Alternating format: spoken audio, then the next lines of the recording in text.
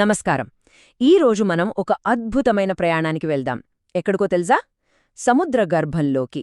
అక్కడ జలాంతర్గామిలో జీవితం ఎలా ఉంటుందో చూద్దాం.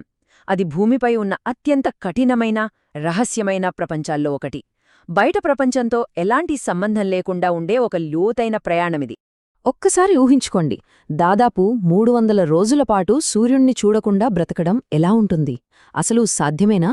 ఈ ఒక్క ప్రశ్నతోనే మన అన్వేషణ మొదలవుతుంది. ఒక మనిషికి ఇది ఎంత పెద్ద సవాలో అర్థం చేసుకోడానికి ఇదే మనకు పునాది. సరే, మరి మన ప్రయాణాన్ని మొదలుపెడదాం. అసలు ఈ జలాంతర్గాములు ఏ దేశాల దగ్గరున్నాయో తెలుసా? ఇది చాలా చిన్న, కాని చాలా శక్తివంతమైన ఒక ఎక్స్క్లూజివ్ క్లబ్ లాంటిదన్నమాట.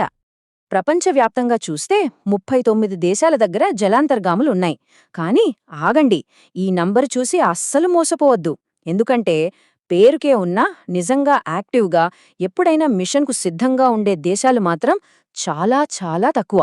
ఇవిగో ఈ దేశాలే అసలైన major powers: China, United states, Russia, మన భారతదేశం, ఉత్తర కొరియా, యునైటెడ్ కింగ్డమ్, ఫ్రాన్స్. చూసారా, నీటి అడుగున తమ బలాన్ని, వ్యూహాత్మక సామర్థ్యాన్ని నిరూపించుకున్నది ఈ దేశాలే. అందుకే ఇది ఒక ఎలీట్ క్లబ్ లాంటిది. మరి ఈ సబ్మెరైన్లోకి వెళ్లాలంటే కేవలం శారీరక దృఢత్వముంటే సరిపోదు, అంతకు మించి కావాలి. అదేంటంటే అపారమైన మానసిక స్థిరత్వం. ఎందుకంటే వారాలు, నెలల తరబడి ఒకే చోట బయటి ప్రపంచంతో సంబంధం లేకుండా తీవ్రమైన ఒత్తిడిలో పనిచేయాలి. దానికి మామూలు ధైర్యం సరిపోదు. ఇప్పుడు మనం అసలు మ్యాటర్లోకి వెళ్దాం.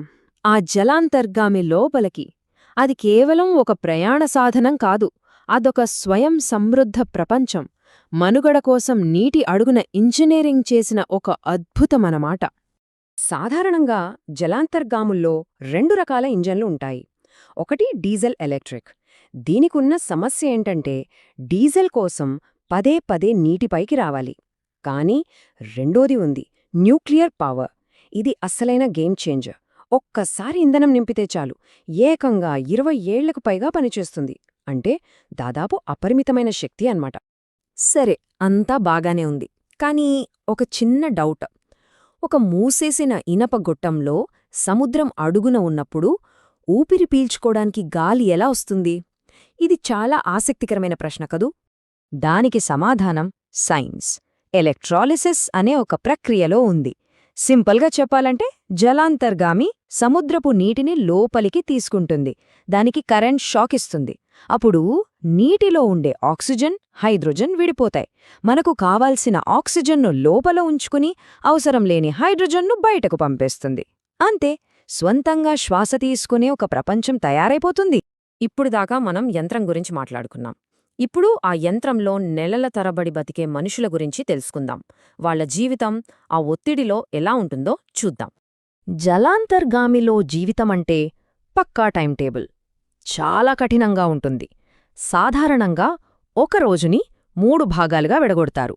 6 గంటలు డ్యూటీ, 6 గంటలు నిద్ర, మరో 6 గంటలు చదువుకోడానికో వ్యక్తిగత పనులోకో కేటాయిస్తారు. కొన్నిసార్లు డ్యూటీ 12 గంటలు కూడా ఉంటుంది. ప్రతి నిమిషానికి ఒక లెక్క ఉంటుందక్కడ. ఒక్కసారి ఆ పరిస్థితిని ఊహించుకోండి.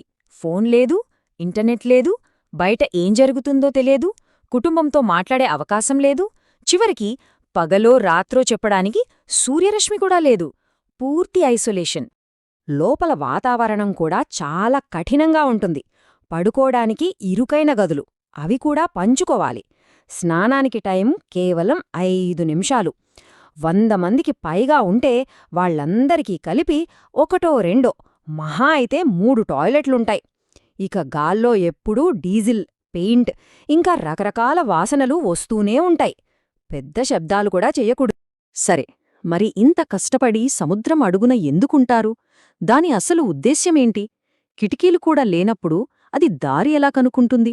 ఇప్పుడు ఆ రహస్యాన్ని ఛేదిద్దాం. చెప్పాలంటే ఒక జలాంతర్గామికి కళ్ళుండవు. అది గుడ్డిది. అంతలేని సముద్రపు చీకటిలో, ఒత్తిడి మధ్యలో ప్రయాణిస్తూ ఉంటుంది. మరి చుట్టూ ఉన్న ప్రపంచాన్ని ఎలా అర్థం చేసుకుంటుంది? దాని కళ్ళు, చెవులు రెండూ ఒకటే. అదే సోనార్, అంటే సౌండ్ నావిగేషన్ అండ్ రేంజింగ్. సింపుల్గా చెప్పాలంటే శబ్దాల్ని వినడం ద్వారా చూడటం అన్మాట. ఇదే దానికున్న ఏకైక మార్గం. ఈ సోనార్ ఏం చేస్తుందంటే సౌండ్ వేవ్స్ని బయటకు పంపిస్తుంది. అవి దేనికైనా తగిలి వెనక్కి వచ్చినప్పుడు ఆ ఎకోలను పట్టుకుంటుంది. ఆ డేటాతోనే తన చుట్టూ ఉన్న ప్రపంచాన్ని ఒక 3D మ్యాప్లా నిర్మించుకుంటుంది. చిన్న వస్తువులైనా, లోహాలైనా, ఏదైనా సరే ఇట్టే పసిగట్టేస్తుంది. ఇంత టెక్నాలజీతో దాని అసలు పనేంటి? ప్రధానంగా 3 మిషన్లుంటాయి. ఒకటి స్టెల్త్ సర్వైలెన్స్, అంటే ఎవరి కంటా పడకుండా శత్రు నౌకల్ని, సబ్మెరిన్లని ట్రాక్ చేయడం. 2 టార్పెడోలు, అంటే నీటి అడుగునుంచే నౌకలపై దాడి చేయడం.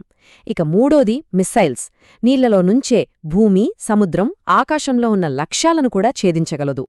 చివరగా మనం ఒక ముఖ్యమైన విషయం గురించి మాట్లాడుకుందాం. బయటి ప్రపంచంతో, మిగతా మనుషులతో సంబంధమే లేకుండా అలా లోపల బతకడం అనేది వాళ్ల మనసులపై ఎలాంటి ప్రభావం చూపుతుంది?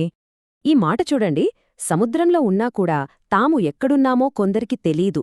ఇది వాళ్లు అనుభవించే ఆ లోతైన ఒంటరితనాన్ని, ఆ డిస్కనెక్ట్ని ఎంత బాగా చెప్తుందో కదా. అంటే కేవలం భౌతికంగానే కాదు, మానసికంగా కూడా వాళ్లు వేరే ప్రపంచంలో ఉంటారన్నమాట. అందుకే అక్కడ బతకాలంటే క్రమశిక్షణ, ఒక పద్ధతైన దినచర్య, అన్నింటికన్నా ముఖ్యంగా చెక్కుచెదరని మానసిక స్థైర్యం కావాలి. ఎందుకంటే అక్కడొక్క చిన్న పొరపాటు జరిగినా అది ప్రాణాలకే ప్రమాదం. ఈ చివరి ప్రశ్నతో ఈ అన్వేషణను ముగిద్దాం. నెలల తరబడి ఆ నిశ్శబ్దంలో, ఆ చీకటిలో గడిపిన తర్వాత వాళ్లు మళ్లీ పైకి వచ్చినప్పుడు ఒక మనిషి లోపల ఏం మారుతుంది? అది కేవలం బయటి ప్రపంచంలోకి రావడమేనా, లేక అంతకు మించి ఇంకేమైనా ఉందా?